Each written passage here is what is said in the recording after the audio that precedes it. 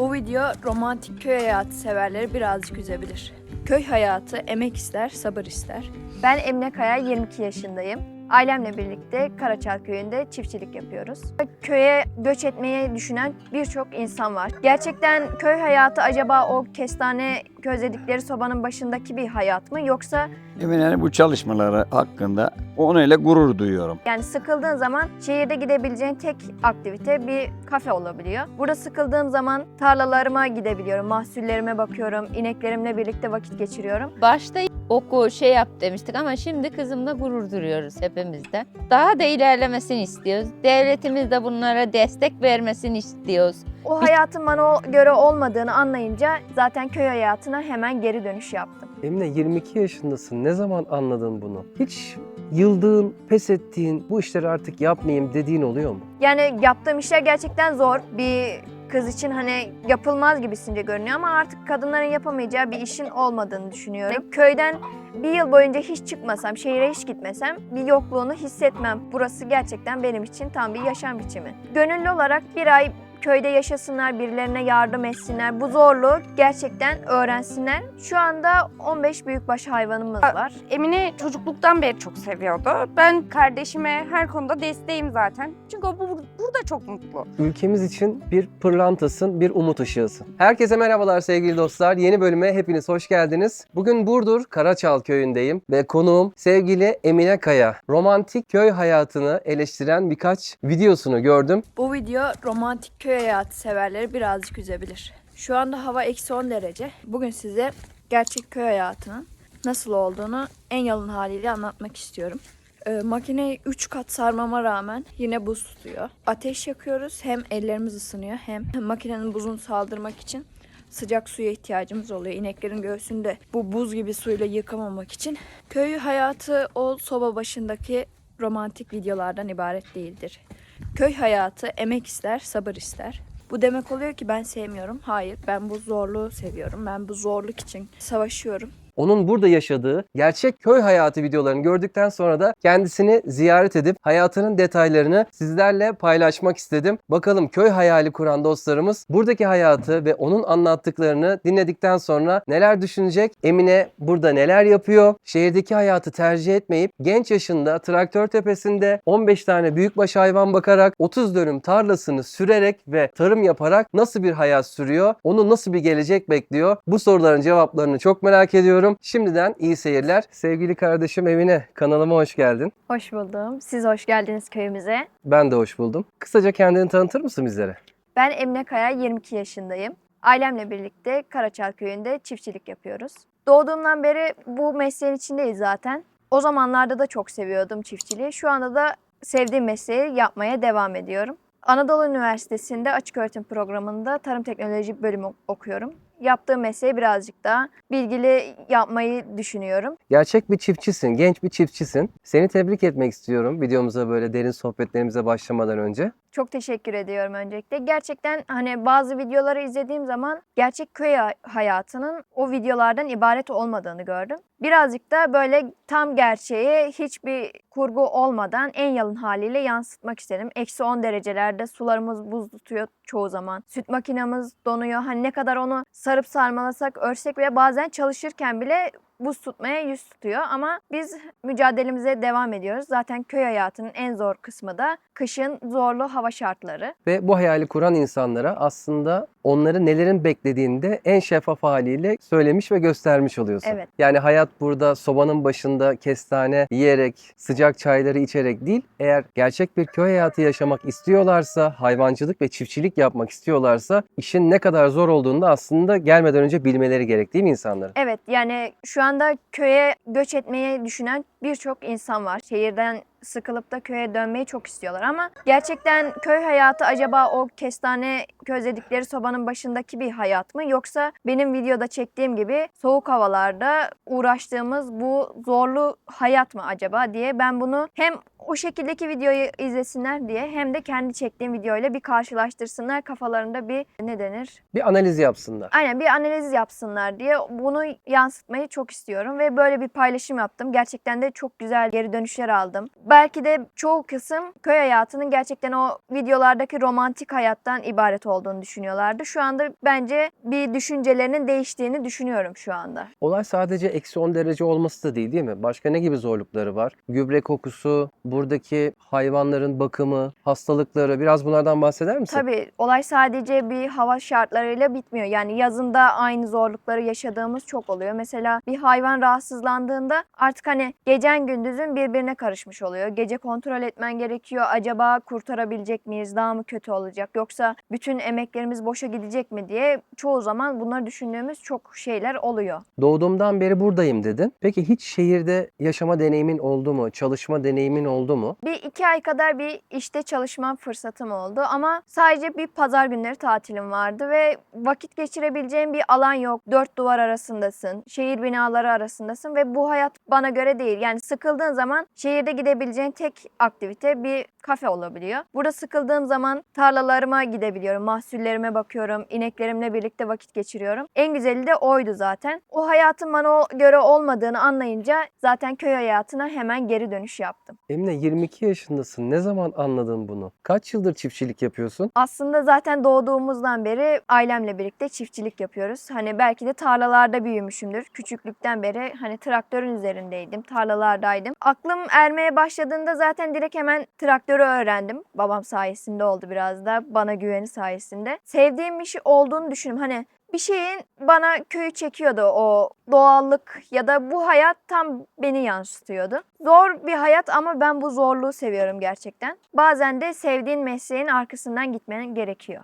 Peki şimdi diyorsun ki şehirde kafeler var, restoranlar var. Orada ışıltılı bir hayat, konforlu bir hayat var, sıcak bir hayat var. Şimdi akranların var, arkadaşların da vardır illaki. Liseden, okuldan, çocukluk arkadaşların vesaire. Şimdi onların hayatlarıyla kendi hayatını karşılaştırdığında sen diyorsun ki ben canım sıkıldığı zaman tarlalarıma gidiyorum, hayvanlarıma gidiyorum ve mutlu oluyorum. Yani kafelerden keyif almıyorsun. AVM'lerden keyif almıyorsun. Maalesef almıyorum. Yani gidersin sadece çok hani görüşemediğin bir arkadaşınla belki de vakit geçirmeye gidiyorsundur ama olmuyor. Artık çoğu zaman arkadaşlarımı ben köye çağırıyorum. Onlar da hani ben şehirde olmak istemiyorum diyorum. Onlar artık yanıma geliyor. Bazen onlarla birlikte tarlaya gidiyoruz. Hani onları orada gezdiriyorum. Köyde, evde yani kafede bir kahve içmek yerine köyde doğanın içinde bir kahve içmeyi daha çok tercih ediyoruz. Tarla sürüyorsun, çiftçilik yapıyorsun, hayvancılık yapıyorsun. Bir günün nasıl geçiyor? Böyle bir sabah kaçta kalkıyorsun? Bütün gününü bir anlatır mısın Evet. bana? Sabah 6.30'da uyanıyoruz. Zaten direkt hayvanlarımıza bakmamız gerekiyor. Hemen işte sağımlarını yapıyoruz. Ardından işte beslenme, yemleme gibi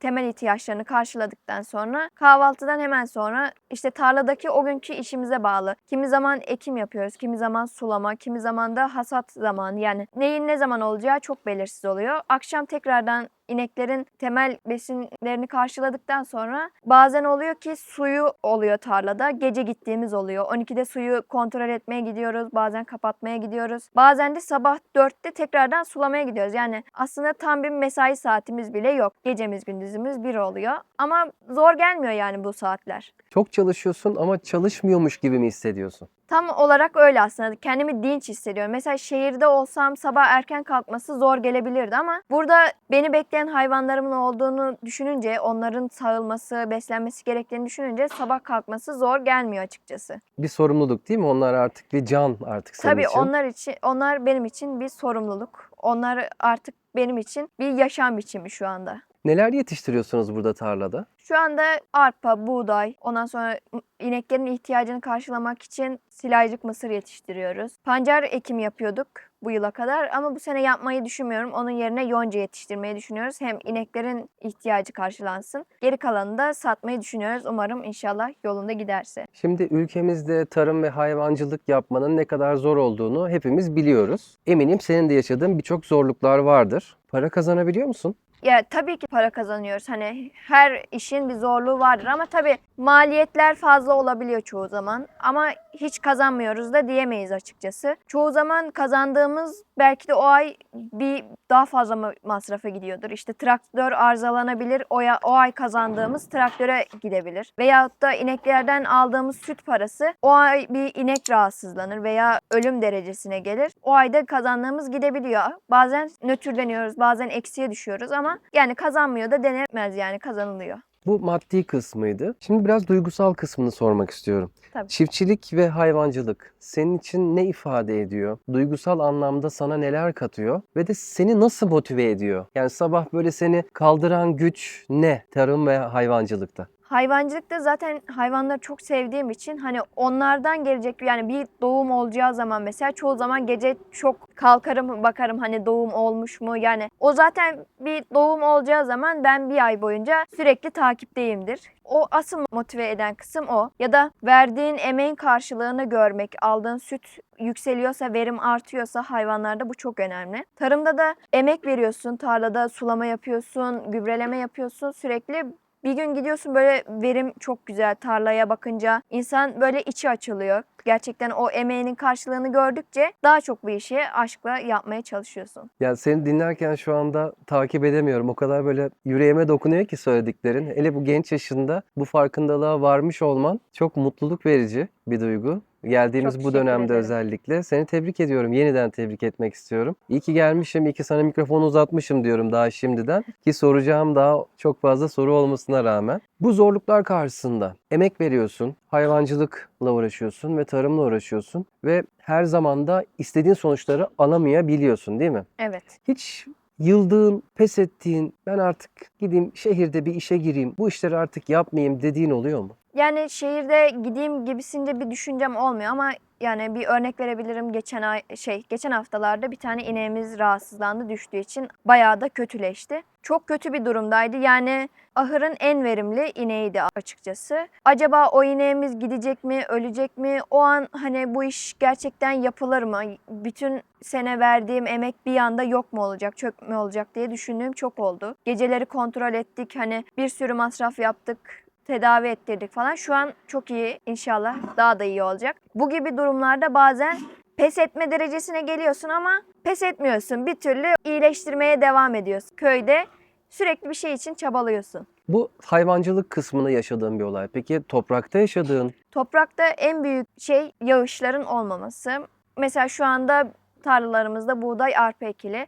Eğer yağışı olmazsa bir sürü tarlayı ya sulayabiliyorsak sulamamız gerekiyor. Sulama imkanımız yoksa da yaptığımız bütün masraf da çöp olmuş oluyor. O dönemde eğer yağış olmazsa birazcık geri çekiliyorsun. Acaba ekmeseydim, bunca masraf etmeseydim daha mı iyiydi diye düşünüyorsun. Ama yine de pes etmiyoruz. Her sene zarar etsek de yine aynı şekilde devam ediyoruz. neden? Bir umut eğer bir sonraki sene daha iyi verim alırsak veyahut da yağışlar iyi giderse diye bir umudumuz oluyor. Pes etmemeye devam ediyoruz. Yani nerede pes ederiz bilmiyorum ama bir şekilde işlerimize devam ediyoruz. Hayvancılık ve çiftçilik yapma kararını verdiğinde bunu ailenle, çevrenle, akrabalarınla, arkadaşlarınla paylaştığında ne gibi tepkiler verdiler? Ailem her zaman en büyük destekçimdi zaten. Hala da öyleler. Onlar nerede mutluysan orada işine devam et deyip beni her zaman desteklediler. O konuda sıkıntım olmadı ama çevremden ne gerek var hani burada rezilliğini çekme, git bir şehirde sigortalı işe gir, maaşlı işin olsun falan diye düşündüler. Arkadaşlarım da her zaman benim en büyük destekçilerimdi. Hiçbir zaman biz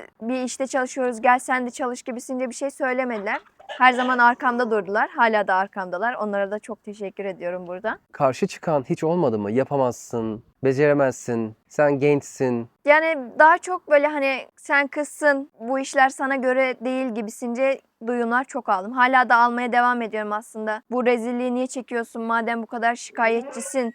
Yapma gibisince söylemler duyuyorum ama ben şikayetçi değilim bu durumdan. Sadece bu yaşamın zorluklarını aktarmaya çalışıyorum. Ben zaten bu zorluğu sevdiğim için buradayım. Şu anda da artık hani benim başardığımı gördükleri için herkes tebrik etme aşamasına geçtiler artık. Daha güzel, iyi dönüşler almaya başladım. Sosyal medyadaki paylaşımlarını belki de bu sebeple yapmaya başlamış olabilir misin? Çünkü orada bir motorlu testere kullanıyorsun. Sırtında 10-15 kilo, 20 kilo çuval taşıyorsun. Evet. Traktör tepesindesin ve çok güzel de yapıyorsun işini. Yaptığım işten ben de gurur duyuyorum açıkçası. Yani yaptığım işler gerçekten zor. Bir kız için hani yapılmaz gibisince görünüyor ama artık kadınların yapamayacağı bir işin olmadığını düşünüyorum. Gerçekten başarabildiğimi de düşünüyorum. Belki de şu an ben yapamam gibi düşünen birçok akranım olabilir, kızlar olabilir ama yapamayacakları hiçbir şey yok. Önce denemeleri lazım ki bu kendilerinde o ışığı görmeleri lazım. Bence Sizler de yapabilirsiniz gerçekten. Bir deneyin. Ondan sonra belki de bana katılacağınızı düşünüyorum yani. Peki başına bazı komik olaylar da geliyor. Onları da gördüm. Geçen gün mesela koca bir kepçeyi böyle üstüne doğru geldiğini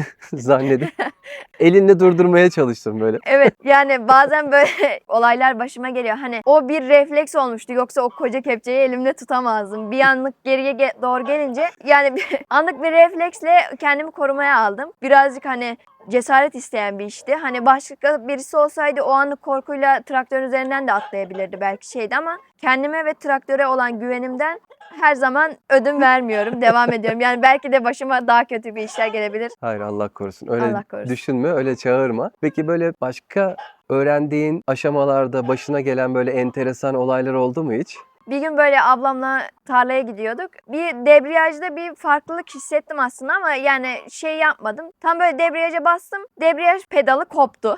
Yani olmaz bir işti ama nasıl olduysa orada kaynak kırılınca koptu. Oradan hani babam evde değil, biz de ikimiziz. Bir şekilde tarladaki işimizi hallettik. Oraya bir ucun basıp da elimdeki bir demirle basarak debriyajı eve kadar getirdim. Aslında bayağı da tehlikeli bir durumda. Karşıma biri gelse aniden duramazdım belki de ama kendime olan güvenimden de eve kadar bunu getirmeyi başardım. Böyle garip olaylar bazen başıma geliyor tabii ki. Peki genel olarak nasıl öğreniyorsun bu işleri? Genel olarak babamdan gördüğümle zaten buraya kadar geldim. Önceden de hep traktör sürmeyi olsun, diğer işleri olsun gözlemledim. Sonrasında zaten direkt babam beni traktörün başına geçirdi. Zamanla anlattı, bu şöyle olur, bu böyle olur. Ama hep gözlemleyerek nasıl olur, sağdan solda araştırarak, izlediğim videolardan tecrübe ederek buralara kadar geldim. Hala da öğrenmeye devam ediyorum. Öğrenmeye de hala çok açığım. Öğrendiğimiz teknikleri bu şöyle daha iyiymiş deyip babama aktarıyorum. Hani ikimiz deniyoruz. Evet diyoruz, bu yöntem daha güzelmiş deyip daha önceden süre gelmiş, öğrenilmiş şeyi farklıya çeviriyoruz. Yeni nesle, teknolojiye ayak uydurarak yapmaya devam ediyoruz. Yani kadim bilgiyle modern bilgiyi de burada bazen Evet, birleştiriyorsunuz. geleneksel bilgilerle moderni bazen birleştiriyoruz. Akranların mesela hayatlarını sosyal medyadan izlerken veya onlar sana anlatırken neler hissediyorsun?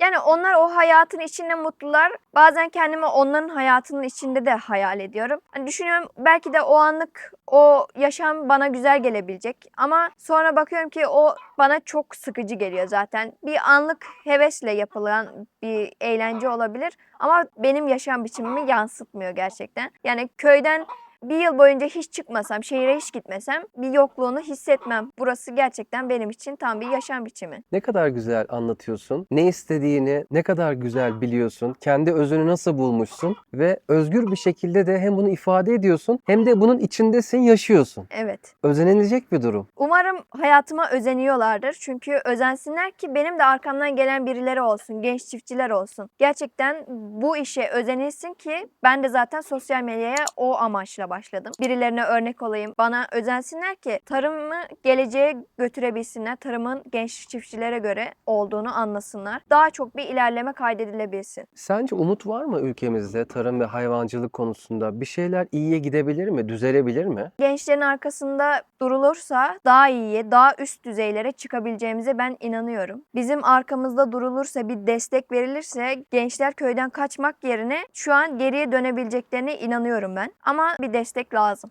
Şimdi köy yerlerinde gençlerin ailelerinden dönüm dönüm hektar hektar toprakları olmasına rağmen onlar bu toprakları işleyip güzel paralar kazanabileceklerine rağmen büyük şehirlere gidip sigortalı, asgari ücret bir maaş çalışarak çalışmayı tercih ediyorlar. Sence bunun sebepleri ne ve o gençleri topraklarına geri döndürebilecek formüller nelerdir? Bence sebebi gençler tarımın sürdürülebilir olduğuna inanmıyorlar. Hani bir yerden sonra ya da tarımın zor olduğunu düşündükleri için şehir hayatı onlara daha güzel geliyor. Çünkü işte hafta sonu tatilleri var, resmi tatilleri var. Köyde bu yok. Gecemiz, gündüzümüz yok. Bu onlara zor geliyor. Ama bence orada bir yılda kazandıkları parayı tarımda belki de bir ayda kazandıkları oluyor. Aslında bunu görseler, inansalar, bu arkalarında biri olduğuna inansalar bence gençlerin yapabileceğine ben çok inanıyorum şu anda. Tüm bu konuştuklarımızı böyle bir toparlarsak, seni dinleyen bir gence ne tavsiyeler verirsin? Hayvancılık ve tarımla alakalı, köy hayatıyla alakalı. Gerçekten köy hayatını merak ediyorlarsa, tarım merak ediyorlarsa doğru yerlerden doğru videoları izlemek, imkanları varsa gönüllü olarak bir ay köyde yaşasınlar, birilerine yardım etsinler. Bu zorluğu gerçekten öğrensinler, test etsinler. Eğer bu hayatın içinde mutlularsa, o hayat onlara göre olduğunu düşünüyorlarsa, severek yapabileceklerine inanıyorlarsa bence de yapabileceklerine ben çok inanıyorum. Doğru şekilde, doğru yerlerden, kaynaklardan bilgi almaları çok önemli. Ama bence her genç köy hayatında mutlu olabileceğine inanıyorum. Artık yani çoğu, mesela benim köyüm merkeze çok yakın. İstedikleri zaman illa yani şehirde yaşamayı seviyorlarsa şehire gidip eğlenebilirler. Geldiklerinde tekrardan tarıma devam edebileceklerine ben inanıyorum şu anda. Yani hayvancılıkta şehirde yaşayıp köye gelip gitme biraz olmayabilir ama tarımda bu imkan var. Hayvancılıkta da şehire gidebilirler gezmek için. Ardından hemen gelince köydeki işlerine devam edebilirler. Sadece inanmaları, yapmaları gerekiyor. İlk önce İnanç, gerçekten bunu başarabilmelerine inanmaları önemli bir konu. Sadece üretim kısmını konuştuk. Biraz da tüketim kısmını konuşalım. Kendi ürettiklerini yemek, kendi hayvanından sağdığın sütü içmek, onunla yaptığın peyniri, yoğurdu yemek, sağlıklı beslenmek. Bunlar sana ne ifade ediyor? Biz mesela kış aylarında, kış mevsimlerinde domates, salatalık gibi sebze ürünlerini almayız. Çünkü kendi doğal yetiştirdiğimizi yedikten sonra o bize doğru gelmiyor. Yani farklı bir tat. Gerçekten köydeki o doğal yetişen ürünü yedikten sonra o yapay ürün gibi bir şey geliyor. İneklerimizden aldığımız sütü, peyniri kendimiz yaptıkça her şeyin daha güzel olduğuna inanıyoruz. Ben köydeki hayatı daha çok seviyorum. Sabah kalktığımda seradan maydanozumu alıp, tavuklar yumurtlamış oluyor, yumurtasını alıp kendi peynirimizle omlet yapmayı çok seviyorum mesela. En güzeli de bu bence. Yazın, kışın her türlü her şeyi doğal olarak yemek, ilaçsız olduğunu bilerek, doğal haliyle gözümüz kapalı inanarak tüketmek çok güzel. Hayallerin, hedeflerin neler? Hayallerim şu anda ahır kapasitemizi biraz yükseltmeyi planlıyorum. Ahır kapasitem yükselirse daha fazla hayvan bakacağız zaten. Daha çok hayvan demek daha çok çalışacağımızı gösteriyor ama ben zaten onu çok seviyorum. Tarımda da ürettiğimizi hayvanlarımızla tüketmesini istiyorum. Kendimi de 10 yıl sonra daha iyi bir yerde, daha sistemli bir ahırda kendi işimi yaptığımı görmek çok istiyorum. Hayallerimin peşinden geldiğimi, hayallerime ulaştığımı göreceğimi düşünüyorum şu anda. Şu anda kaç hayvanınız var ve kaç dönüm bir toprak işliyorsun? Şu anda 15 büyükbaş hayvanımız var. Yani hem besi yapıyoruz hem de süt yapıyoruz aynı zamanda. Tarlada da bir 30 dönüm falan arazi işliyoruz. İşte çoğu zaman silajlık mısır, çoğu zaman arpa, buğday veyahut da inekler için yeşil bitki yetiştiriyoruz, yonca. Çoğunluk hayvanların tüketebileceği ürünler yetiştirmeye çalışıyoruz. Hani dışarıya bağlı kalmamak için kendi ürettiğimizi hayvanların tüketmesini ön planda tutuyoruz şu anda. Eminim bu çalışmaları hakkında onunla gurur duyuyorum. Her şeyi kendi imkanlarıyla yapıyor, severek yapıyor. Ben de arkasında duruyorum. Kendi imkanıyla traktörü veya yapılacak işleri çok titizlikle yapıyor yani bunları. Yani hangi traktör olursa olsun ben bunu kullanırım, kullanamam demiyor. Hepsini yapıyor. Araziye gittiğimizde bilmediği yerlerde tarif ettim. Küçük yaşta başladı. Ben hiçbir zaman için sen bunu kullanamazsın, yapamazsın demedim. Seslenmedim. Yani kırılırsa kızın kendi canlarına bir şey gelmesin yeter ki. Onun için sonuna kadar arkasındayım. Ne zaman ben bu işleri yapmayacağım, baba ben bırakayım dediği an tamam kızım sen bilirsin derim otururum. Ben kendim kazadan dolayı 8 yıldır ben kendim fazla bir şey yapmıyorum. Hep ağır yük onun sırtında. Yani benim bir sağ kolum yani şu anda. Büyük kızım şehirde çalışıyor. Onun için ona tabii haftada tatillerde ona destekçi, o da destekçi oluyor. Yani severek yapıyor işini yani. Hani bugüne kadar ne ekelim, ne yapalım, şunu yapalım baba dediği an tamam kızım yapalım. Yani şu köyde hiç ekilmeyen mahsulleri ektik yetiştirdik biz. Verimini de aldık, gördük. Onun için onunla gurur duyuyorum yani. Ne güzel. Yani aslında baba kız omuz omuza vererek hem işi severek hem birbirinize böyle severek kol kola olmazı olur kıldığınız oluyor mu? Ya bazen tabii bir şey anlarımız oluyor.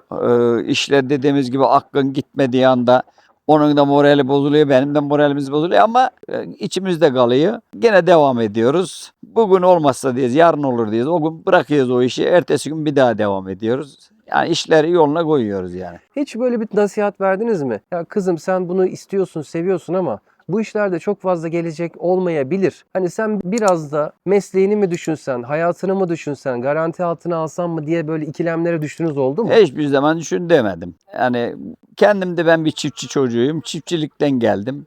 Yani ben el işinde bir 10 yıl kadar çalıştım. Kaza yaptım, bıraktık. Öyle olunca kızlarım arkamda durdu. Biz yaparız dediler. Sen destekçi ol. Ben onlara destekçi oluyorum sadece maddi manevi. Geri kalan işleri hepsini onlar işliyor. Yani gurur duyuyorum ben çocuklarımdan yani şu anda. Huzurunuz, mutluluğunuz, bildiğiniz daim olsun. Sağ olun. Teşekkür ederiz geldiğiniz için. Çok teşekkür ediyorum. İyi ki varsınız. Sağ olun. Biz de teşekkür ederiz. Emine'nin yapmış olduğu çalışmalar hakkında sen neler düşünüyorsun ve sen niçin bu yola girmedin? Emine çocukluktan beri çok seviyordu. Ben çocukluğumdan beri aslında çok dışarıdayım. Lise zamanımda da sürekli Burdur'da kaldım. Daha sonra üniversite için farklı bir şehire gittim. Orada okudum. Sonra tekrar geri geldim. Babam kaza yapınca o şehri bırakıp tekrar dönmek zorunda kaldım. Yani babam için geldim. Ben çiftçiliği seviyorum ama para kazandırmaması ve bu zorluk bana göre değildi yani. Hani bana çok hitap eden bir şey değil. Evet. Ama tabii ki de yardım ediyorum yani. Ben şehirde çalışıyorum ama yine burada kalıyorum. Akşam üzeri geliyorum. Kardeşime her konuda desteğim zaten. Sonuna kadar arkasındayım. Çünkü o burada çok mutlu. Hani şehirde beraber yaşadık. Çalıştı 2 ay ama mutlu değildi. Hani her gün geldiğinde yüzü asık, istemiyor belli. Okula gitti ama orada da mutlu değildi. İstediği bir mesleği yapmayacaktı. Dedim ki hani bırakmak istiyorsa bıraksın. Annemlere de dedim. O köyde mutlu. Hiçbir şekilde sıkmayın. Hani hep arkasında durun dedim. Onlar da kabul etti. Babam da dedi ki tamam hani o öyle mutlu olacak demek ki. Tamam mutluysa öyle yapalım dedi. Evet. Kendi istediği akademik yola da girdi. Hani dedi ki ben dedi hani açıktan tarım okuyayım. Hem dedi tarımı seviyorum hem de dedi bilgim daha da artar. Harika. Bir belgem olur elimde. Kendisi yeni bitkiler deniyor, yeni şeyler deniyor. Ekim, dikim. Babam da onun %100 destekçisi zaten. Ne derse tamam diyor. Hani ben anladığım yere kadar yardımcı olabiliyorum. Babam ya da annem rahatsızlandığında ineklere birlikte bakıyoruz. Tek başına çünkü çok zor. Tarlaya gidilecek oluyor, ikimiz gidiyoruz. Bazen onları götürmüyoruz. Hani ben izinli olduğum her süre zarfında onlara yardımcı oluyorum zaten. Ya burada benim tüylerimi diken diken yapan ne biliyor musun Emel? Sizin bu abla kardeş ilişkiniz, baba kız ilişkiniz, anne kız ilişkiniz, buradaki aile bütünlüğünüz, herkesin özgür olması, sizin babanızı, ailenizi desteği bırakmamanız ve babanızın da sizin kendi kararlarınızda duyduğu saygı. Ya Ağlayacağım ya En neredeyse. başından beri yani biz çocukluğumuzdan beri babam bizim her kararımıza saygı duydu. Ya sürekli arkamızdaydı. Onun arkamızda olduğunu bildiğimiz için biraz da özgüvenli ve sağlam adım atabiliyoruz. Çünkü hani bağırıp kızıp niye öyle yaptın, neden böyle yaptın, niye onu bozdun, niye onu kırdın diyen bir insan değil. Canınıza geleceğine mala gelsin diyen bir insan. O yüzden hiçbir sorun yaşamadık. Her zaman arkamızdaydı. Emine gençlere örnek olsun diye geldim ama hem Emine hem de aile yapınız bence Türkiye'deki birçok aileye de örnek olacağını düşünüyorum. Olmasını da çok isterim. Ben de çok istiyorum. Çünkü insanlarda şey var işte genelde çocuklarına okuyacaksınız. İşte belge alacaksın, diploma alacaksın, memur olacaksın. Ama önemli olan memur olması değil. Önemli olan nerede mutlu olduğu. Yani mutsuz bir işi yapsa yani bu işte de başarılı olmayacak. Bir insan neyi seviyorsa onu yapmalı. Hiç kimse açlığından ölmüyor. Her zaman bir kapı açılıyor. Yeter ki içinde azim olsun, arkasında bir destek olsun. Ama ailede destek olmadığı zaman çok zorlanıyor insanlar. O yüzden biz biraz şanslıyız galiba. Bence de öylesiniz. Bu şansınız daim olsun, yolunuz açık olsun, işlerinizde Çok başarılar teşekkürler. diliyorum. Çok teşekkür ederiz. Esma anne merhabalar, hoş geldiniz kanalımıza. Siz de hoş geldiniz. Sağ olun. Siz neler düşünüyorsunuz Emine'nin tarım ve hayvancılık konusundaki vermiş olduğu emekler, özveri ve çalışmalar Evet. için? Başta yanlış duymuştuk. Oku yap demiştik ama şimdi kızımla gurur duruyoruz hepimiz de. Geleceği açık olur inşallah. Bizlere çok destek oluyor, çok yardımcı oluyor. Ben rahatsızım, babası rahatsız olduğu için her işimizi o görüyor. Biz de çok destek veriyoruz onun yaptığı işler için. Başta yapma, rezil olursun, yaparsın. Her işin rezilliğini de gördü ama yapmayı seviyor. Hayvanlarla olmayı seviyor. Her işten memnun yani. Ben de şu işten çok bıktım demiyor hiçbir zaman. Çocukluktan beri de biz çiftçilik, hayvancılıkla uğraşıyorduk. Evvel böyle başka bir şey yoktu çünkü. Hep ekip dikmeyle, hayvancılıkla geldik buralara yani. Biz hayvanlara girdik mi severdi. Babasıyla ufaktan alıştı tarlaya gitmeye. 13 yaşında başlamıştı. Motor, traktör kullanmayı. Peki bir anne olarak mesela genç yaşta, çocuk yaşta kızınız böyle traktör tepesinde gördüğünüzde korktuğunuz, endişelendiğiniz, kızım işte büyükbaş hayvanların yanına gitme, traktöre binme gibi endişeleriniz olmadı mı hiç? Evet, ilk başta olmuştu ama babası yanından ayrılmadığı için endişelenmedik. Çünkü severek yapıyordu. Hiç öyle bir duyguya kapılmadık. Hep böyle işte hayvancılığı sevdiği için biz de gurur duyuyoruz onun yaptığı işlerden. Daha da ilerlemesini istiyoruz. Devletimiz de bunlara destek vermesini istiyoruz. Bir çiftçi olarak, yani genç bir çiftçi olarak. Sabah hayvanlara o bakıyor. Kışın zorluğunu da gördü. Her işi görüyor yani. Gençlerimize önerilerimiz topraklarını bırakmasınlar hiçbir zaman. Geleceğimiz bize ne gösteriyor bilemiyoruz. Köylerde artık nesil kalmadı. Genç çiftçi olarak herkesin bir çiftçiliğe de yönelmesini istiyoruz. Hayvancılığa yönelmesini. Bu gençlere de bütün yapmalar için devletimizden destek bekliyoruz. Çok teşekkür ediyorum Sağ olun. katıldığınız için. Çok Biz de- sağ olun. İyi ki varsınız. Siz de sağ olun. Siz de varsınız. Ellerinizden öpüyorum. Böyle Sağ güzel olun. evlatlar yetiştirdiğiniz için. Evet, sağ olun. Sen de konuş oğlum. Milo, benim hakkımda neler düşünüyorsun oğlum? Anlat hadi. Topunu bırak anlat ama. Top oynayacak. Peki Emine, ben çok teşekkür ediyorum sana. Ben çok teşekkür ediyorum. Seninle gurur duyuyorum. Bir abin olarak. İyi ki gelmişim, iyi ki seni tanımışım. Hoş geldiniz. Tekrardan çok teşekkür ediyorum. İyi dilekleriniz için de çok teşekkür ediyorum.